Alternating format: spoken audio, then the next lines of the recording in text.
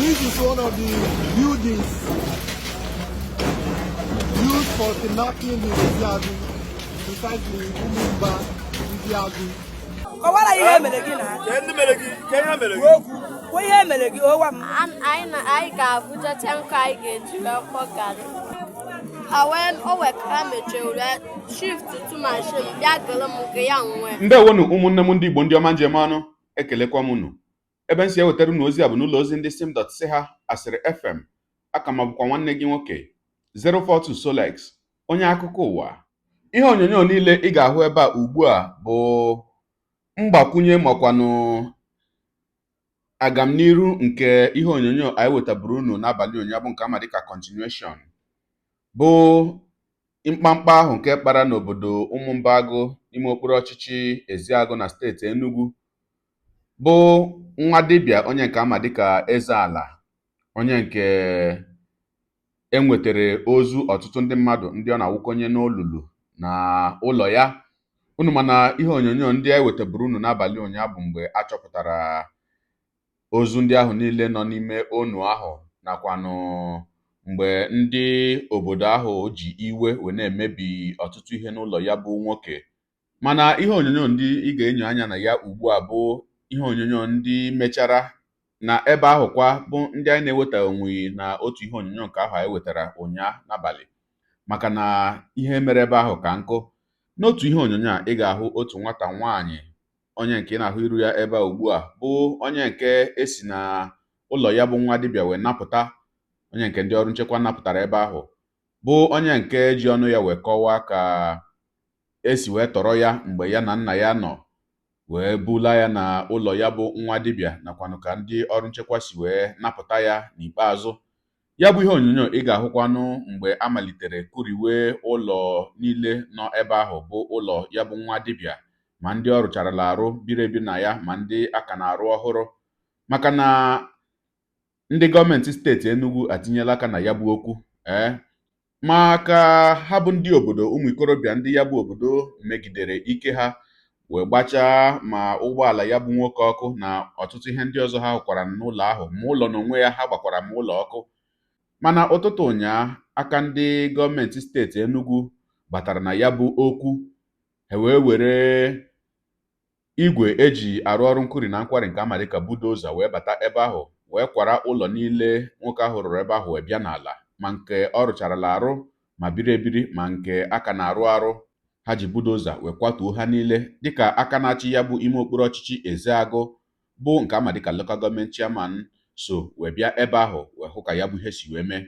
Ogologo kwa dị mmanụ ka mgbede, ya mere buru oche gị kpudobe nso ma nọrọ ala ka anyị anya na ya bụ ihe onyonyo ma hụkwa ụfọdụ ihe ndị ọzọ ndị anyị na-ahụghị ụnyaahụ n'ihe gbasara mkpamkpa ahụ nke kpara n'obodo Eziagụ na steeti Enugu. Ya mere asịla na Solex si kama lere onyonyo ya. kwuo ihe mere gị nne ka ga-esi mee gị kwuo okwu. Kọwara ihe mere gị na kwuo ihe mere gị owa m anyị ga-abụchacha nkụ anyị ga-eji ọkpọ garị ha wee shida adị m ya ha mma ka ha ji medo mashin ha dadị m wee were mma ya ha wee owekara mechiri shift to machine bịa gere m nke ya nwe wee fụọ ọnụ mpọ kechie m ọnụ kechicha m ọkpa nke Ụmụmbagụ anyị je kushime one side je kuche and kushimu were nye kpuchie enu ntiwe mkpu ndị sekuriti bịazie dịfụta andọ nwoke nwa bụ mpashi n'ọdụ na anyị chigide mma eme life unu Ụmụmbagụ ndị agụ ọ bụ Ezeala ide pụrụ ide show wa ya dị nke iwu were eme Barishigo property, mende.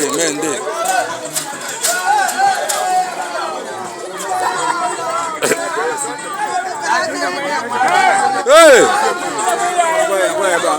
Chinaza, babu. So yeah, in life, and I cook a shave everywhere.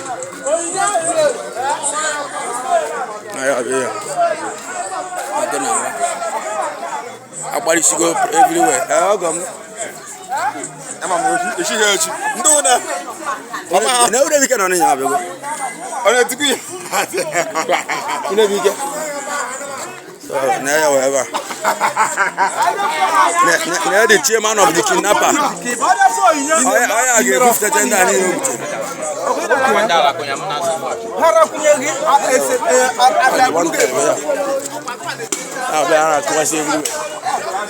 Abo ito gwani na obala turu ewa na ewa be ni na do mo go everywhere.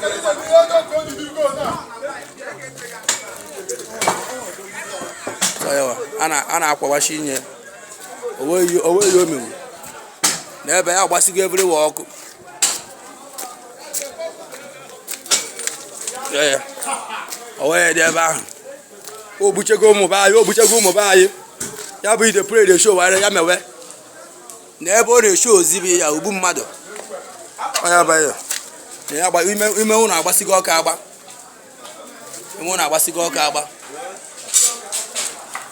ime ụnụ adịgo week before dazie esegbuo mmadụ a na-agba ime ebe anyị n'ọkụ ya na mmụọ ya wa nụnụ ọkụ na-agbazi ebe a live ọ bụ ide pray the show ogbu mmadụ na ya na obi ya na-eme slab a niile ọ bụcha ebe mmadụ ka ọ na-adọkpụsi n'ime ebe ahụ ụnụ nwa ya ya be ya na on fire fire abịa ya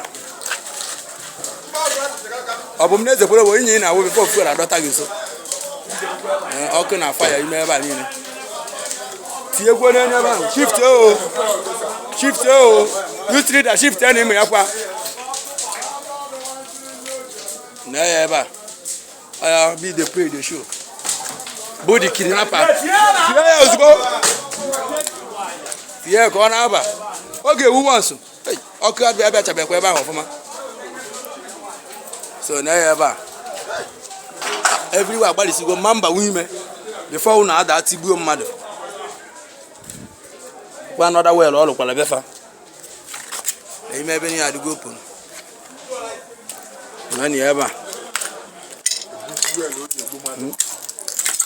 ihe niile o busigo ụmụ be anyị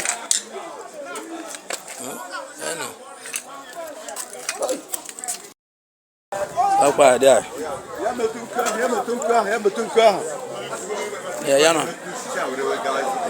ya na ọgwụ ya wa na-eme ọ ya wa bụ ya be ya nọ n'ọkụ na ya bụ ide pray the show one mende the CSO amaka ijegwe mama n'ime ebe nke a ishi akarịka ogwe a na-abịa ọ bụ m ihe a niile ya abụ ọkụ be ya nọ n'ọkụ na ya bụ ide pray the show ya show wezie ọ nọ live sa white shift ebe ahụ be ya nọ n'ọkụ na be ya nọ n'ezigbo ọkụ una nwe o week to we mamba kwegwe n'ime ebe ahụ blọk niile ekewechewekwe so the chamber na-agbalị live we dey there live Bowser and they pray the show ogbu mmadụ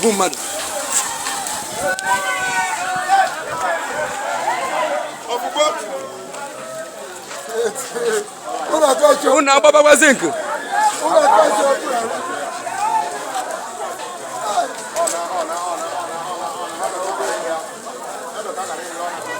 ọ na-eme live na ụmụ mba ndị agụ live na nke ide pray the show ọzọ eze na ogbu mmadụ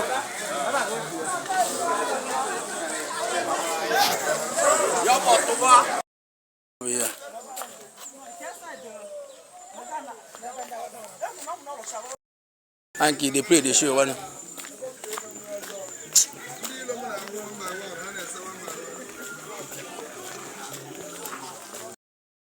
Hello, Melo. No more Bandiago life.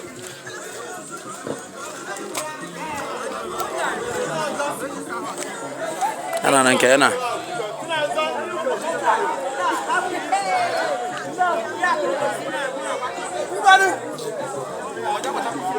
No, Nanki, they pray the show. Obum mado. Youth can have more people still coming.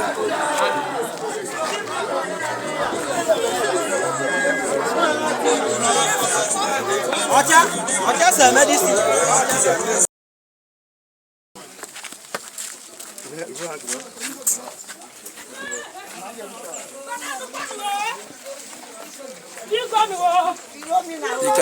Local government chairman, the mayor himself. They are put on outside because they don't know mayor.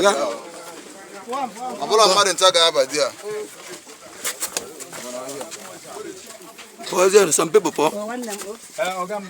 What's good?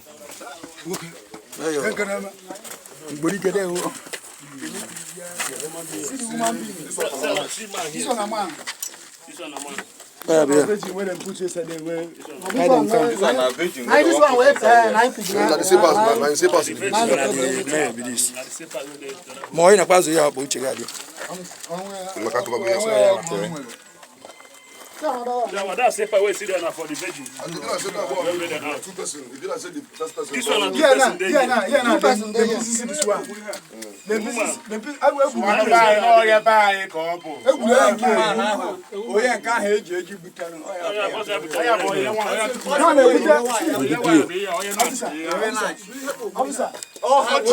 Another person about another person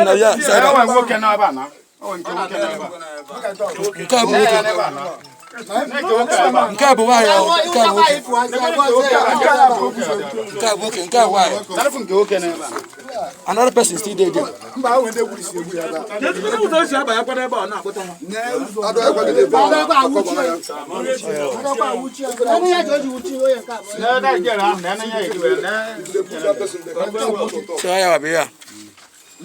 So the body do have any.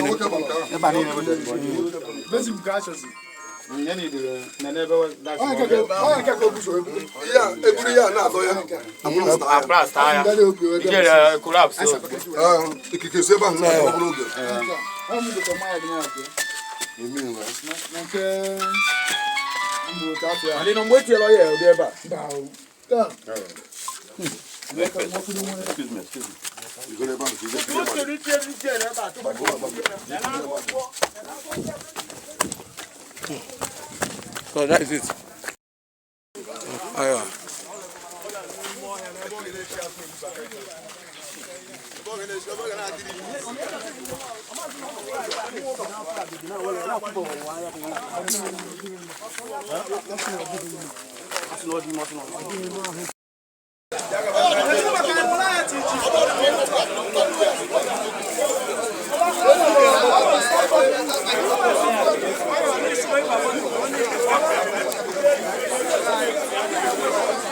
Life in Azago.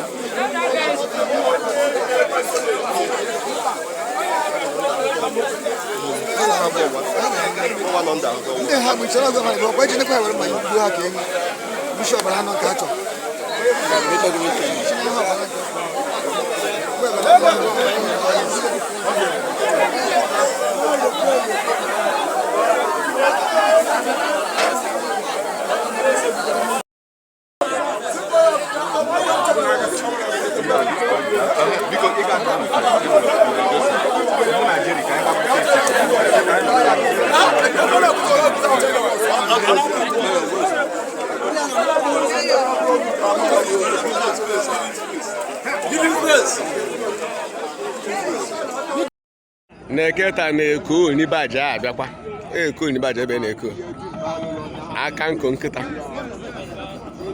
ọ na-abịa ndemolish ụlọ criminal house ihu na-esiri go oyibo abịagwo oyibo atụọ a sị na onye ụlọ ọkụkọ ama ihe ọ na-arụ ikwe na-ahụ ya na nke ikpeazụ a na-afụ ya taa Thursday May 27th 2025 na-afụ ya aka ọ na-adị aka ide play the show o jogo play na o jogo show akwa mụrụ nchọpụ nye butere na we ya onye ọrụ akụlọ mara ihe a na-alụ ifugo ya na nkiri nye ikolobịa ji yi ezuru ọrụ agha kiri no 100 seconds bụ a na-ekiri ya kpamkpam.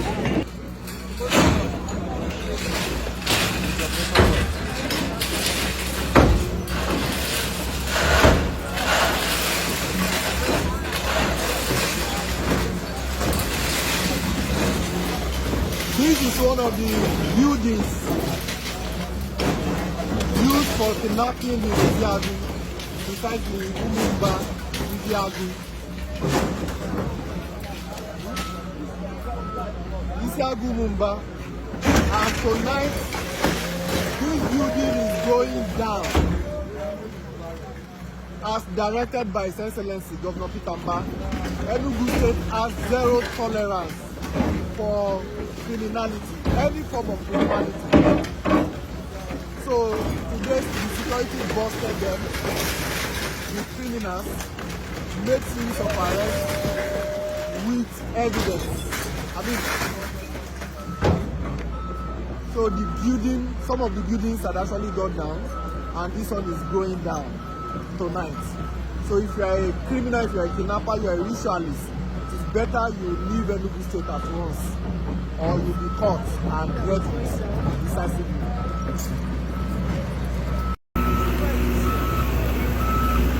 So we are currently at Isiagu, and we are at the shrine of the kidnappers as well as the ritualists. So this is where they keep beatings. And today they were busted. I'm here with the local government chairman of Isiagu, Honorable Gita Ndu, inspecting the work as directed by His Excellency.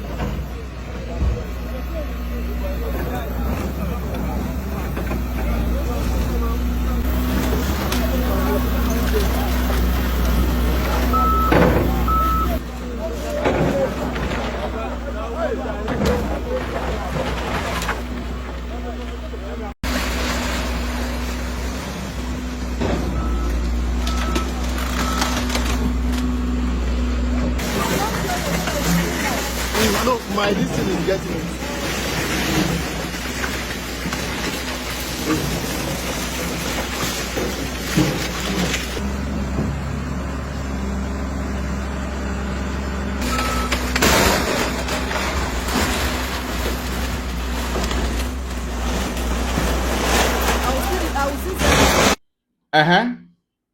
Ọkwa ikirichala ya bụ ihe onyonyo.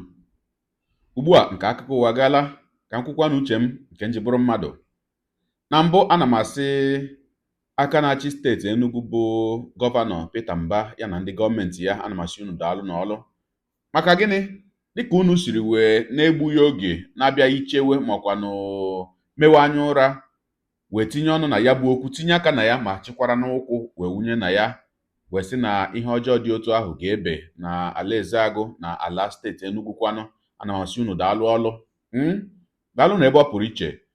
Mana n'aka nke ọzọ, ọtụtụ ndị mmadụ ndị nwekwara obi aṅụrị na ndị gọọmenti steeti Enugu si otu a wee soro okwu a bịaziri na-ajụ ajụjụ ọzọ sị, kedu ihe medịrị na otu gọọmenti steeti Enugu a ejighị otu aka wee soro ndị ntọ niile, ndị Fulani, ndị na-eyi ndụ ụjọ na steeti Enugu na mpaghara dị iche iche nke steeti Enugu, ndị na-egbu mmadụ, na-atọrọ mmadụ, ma na-eme ndị mmadụ ihe ọjọọ dị iche iche n'ime obodo anyị dị iche iche na steeti Enugu. Ọtụtụ ndị mmadụ a na-ajụ sị, ọ pụtara na otu a ndị gọọmenti steeti Enugu si wee nụ maka nke nwa dibịa na-erughị otu ụbọchị ha batala na ya bụ okwu wee rụọ ọrụ dị egwu? Ọ pụtara na mkpu a niile ndị steeti Enugu na-eti na mpaghara dị iche iche nke ya bụ steeti, ọ pụtara na ya bụ aka na-achị steeti Enugu na ndị gọọmenti ya anaghị anụ ihe a niile na-eme bụ nke ndị Fulani na-eme na steeti Enugu? Ka ọ pụtara na ha amaghị ebe ha bụ ndị Fulani nọ, ka esi otu a wee gaa chụpụ ha ebe ahụ wee kwarie ihe niile ha ji wee biri ebe ọbụla ha bi n'ime ọhịa anyị? Ka ọ pụtara na ike ha bụ ndị gọọmenti na-achị steeti Enugu erubeghị ịchụ ndị Fulani bụ ndị na-eyi ndụ ụjọ na mpaghara dị iche iche nke ya bụ steeti?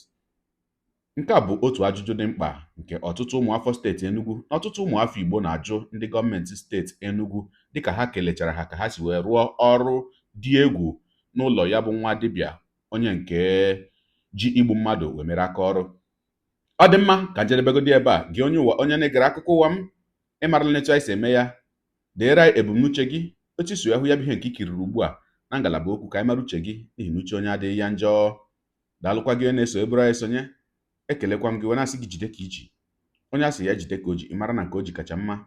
Ekpere m bụ na Chineke nna ga na-anọnyere gị ọpụpụ gị na mbata gị, na-etinyere gị aka n'ezi ihe niile nke ị na-eme. Gị taa bụkwanụ mbụ ị na-ahụ ihe onyonyo anyị, a sị gị nnọọ. Onye gị na ya ka nọkwa bụ 042 Solex. onye akụkọ ụwa n'iru akwụkwọ efere mba ụwa. Ya mere ọ bụrụ na ka m mere dị gị mma n'obi nwanne, biko ọ bụ na Facebook ọ na Instagram ka na-ahụ ihe onyonyo a, pịara m follow. Ọ bụ na YouTube ka ị na-ekiri ya bụ ihe onyonyo, pịara m subscribe ya na mgbịrịgba anya n'akụkụ ka ị nwee ike na-enweta ihe onyonyo ndị ọzọ nga na-ewetara gị n'ọdịnihu.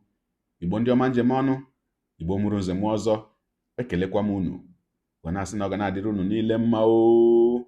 Ise ngwanụ tụsawara m ihe onyonyo a na-atụsara m ya bụ ihe onyonyo na-apịrị maka na share button. Ya mara gị mma ezigbo mmadụ. Udo dịrị unu.